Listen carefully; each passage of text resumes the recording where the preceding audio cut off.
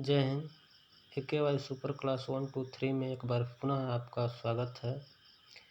यह जो वीडियो लेकर के आए हुए हैं हिस्ट्री सब्जेक्ट से है, इतिहास से, जो TGT, PGT, UP police, CRPF, BSF हर तरह के एग्ज़ाम में इस विषय से क्वेश्चन पूछे जाते हैं।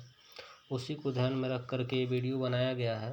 पहला क्वेश्चन है कि पानीपत के तृतीय युद्ध के बाद अहमद शाह अब्दाली ने किसे भारत का बादशाह घोषित किया। क्वेश्चन एक बार और सुनिए। पानीपत के तृतीय युद्ध के बाद अहमद शाह अब्दाली ने किसे भारत का बादशाह घोषित किया।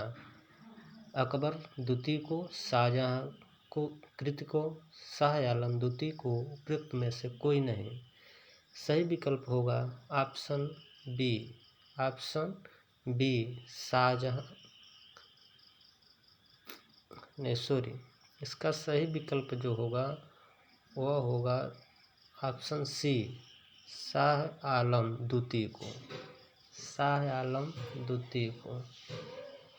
अगला प्रश्न है, निम्न में से किसने दिल्ली को भारत की राजधानी के रूप में स्थापित किया। निम्न में से किसने दिल्ली को भारत की राजधानी के रूप में स्थापित किया। ए मोहम्मद गोरी, बी कुतुबुद्दीन ऐबक, सी इल्तुतमिश ने और डी बलबन ने। इसका सही जवाब होगा सी इल्तुतमिश ने। अगले प्रश्न की ओर चलते हैं। प्रश्न नंबर 3 है कि प्रश्न नंबर 3 है, सुल्तान जलालुद्दीन खिलजी की हत्या किस नदी के किनारे की गई। बहुत ही मोस्ट प्रश्न है। प्रश्न एक बार और सुन लीजिए। सुल्तान जलालुद्दीन खिलजी की हत्या किस नदी के किनारे की गई। ऑप्शन ए गंगा नदी, बी जमुना नदी, सी घाघरा नदी और डी झेलम नदी। 5 सेकंड का टाइम आपको दिया जा रहा है। आप देख सकते हैं कौन सा विकल्प सही होगा। तो जी हाँ, अधिकतर जवाब यही आ रहे हैं, विकल्प ए यानी कि गंगा नदी। क्वेश्चन नंबर 4 की ओर चलते हैं। प्रश्न है, निम्न में से कौन अपने अमीरों को मनसद अली कहता था। तो ऑप्शन ए है जलालुद्दीन खिलजी, बी है खिज्र खान, सी बहलोल लोदी और डी इब्राहिम लोदी। सही जवाब होगा इसका ऑप्शन सी बहलोल लोदी। अगला प्रश्न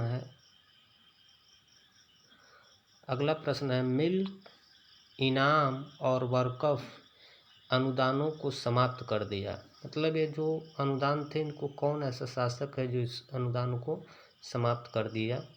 तो विकल्प है बलबन, फिरोज शाह तुगलक, मोहम्मद बिन तुगलक और अलाउद्दीन खिलजी। तो इसका सही जवाब होगा ऑप्शन डी अलाउद्दीन खिलजी। अगला प्रश्न है, निम्न यात्रियों में से कौन एक अफ्रीका का था। बहुत ही मोस्ट क्वेश्चन है यह, एक बार और पढ़ लीजिए। निम्न यात्रियों में से कौन एक अफ्रीका का था। अलबरूनी, अब्दुल रज़ाक, हसन निजामी और इब्न बतूता। तो सही जवाब इसका होगा ऑप्शन डी इब्न बतूता एक अफ्रीकी था। अगला प्रश्न है कि किताब या मिस्टेक से किताब लिखा है, खिताब उल रहला नामक पुस्तक किसका है। खिताब उल रहला नामक पुस्तक किसका है। अमीर खुसरो, जियाउद्दीन बर्नी, इल्तुतमिश और इब्न बतूता। तो इसका जो सही जवाब होगा ऑप्शन डी इब्न बतूता। अगले प्रश्न की ओर चलते हैं। अगला प्रश्न है कि निम्न इतिहासकारों में कौन मलिक काफूर के साथ उसके दक्षिण अभियान में था। मतलब मलिक काफूर के साथ वह दक्षिण अभियान में गया हुआ था, उसके विषय में पूछा जा रहा है।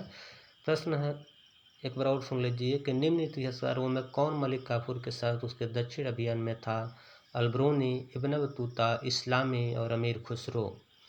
तो सही जवाब इसका होगा अमीर खुसरो, ऑप्शन डी। प्रश्न नंबर 9 है कि निम्न में से किसे तूतीय हिंद की उपाधि प्राप्त थी।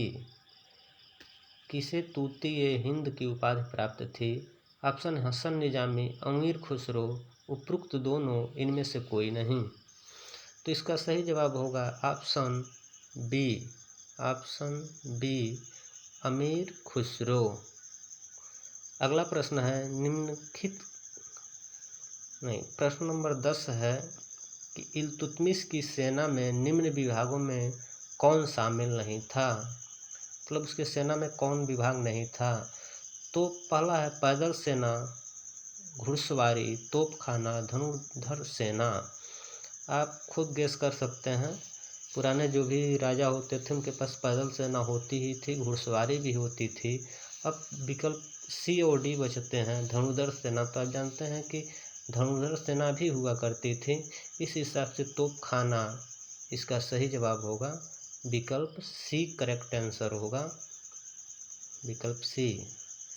अगला क्वेश्चन है दीवाने अमीर कोही नामक विभाग किसने स्थापित किया था? दीवाने अमीर कोही नामक विभाग किसने स्थापित किया था? इसका सही जवाब होगा विकल्प ए, मोहम्मद बिन तुगलक। अगले प्रश्न की ओर चलते हैं। सल्तनत काल के मोनही से तात्पर्य था। मोनही एक वर्ड यूज किया जाता था उस टाइम में, उसके विषय में कह रहा है। तो मतलब मोनही किसे कहा जाता था? गुप्तचर को, गुलाम को, व्यापारी को, कृषक को। तो इसका भी जो सही जवाब होगा ऑप्शन ए, गुप्तचर। ऑप्शन ए, गुप्तचर।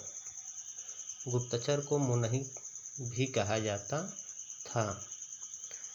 अगला प्रश्न है किसके शासनकाल में लोग अपनी पुत्री का विवाह राजस्व लिपिक से नहीं करते थे? बहुत ही मोस्ट और इम्पॉर्टेंट क्वेश्चन है यह, जो हर एग्जाम में पूछे जाते हैं।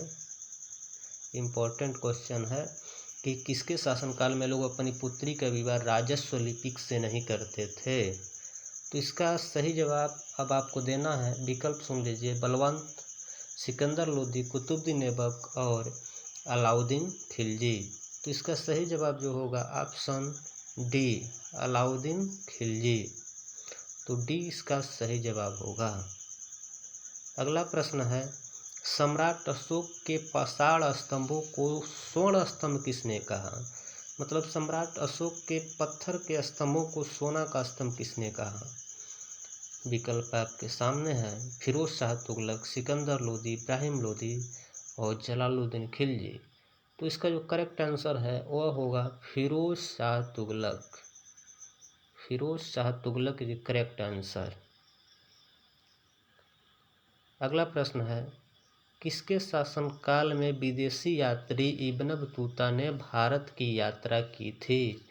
यह क्वेश्चन तो सभी प्रकार के एग्जाम में पूछे जाते हैं। गियासुद्दीन तुगलक, फिरोज शाह तुगलक, अलाउद्दीन खिलजी और मोहम्मद बिन तुगलक। तो इसमें से जो करेक्ट आंसर होगा वह होगा option D, option D, Mohammad bin Tughlaq. Mohammad bin Tughlaq के शासनकाल में इब्न बतूता भारत आया था। अगला प्रश्न है किसने उत्पादन के आधार पर भूमि को 3 श्रेणियों में बांटा था? प्रश्न एक बार और सुन लीजिए, किसने उत्पादन के आधार पर भूमि को 3 श्रेणियों में बांटा था? ऑप्शन है ए शेरशाह सूरी, बी जहांगीर, सी शाहजहां और डी नूरजहां। तो सही जवाब इसका होगा ऑप्शन ए, शेरशाह सूरी। शेरशाह सूरी ने भूमि को 3 भागों में बांटा था। और इस वीडियो का आखिरी क्वेश्चन है निम्न में कौन लड़ते हुए युद्ध में मारा गया? विकल्प इब्राहिम लोदी, सिकंदर लोदी, उपरोक्त दोनों, इनमें से कोई नहीं। तो इसका सही जवाब है ए, इब्राहिम लोदी। इब्राहिम लोदी।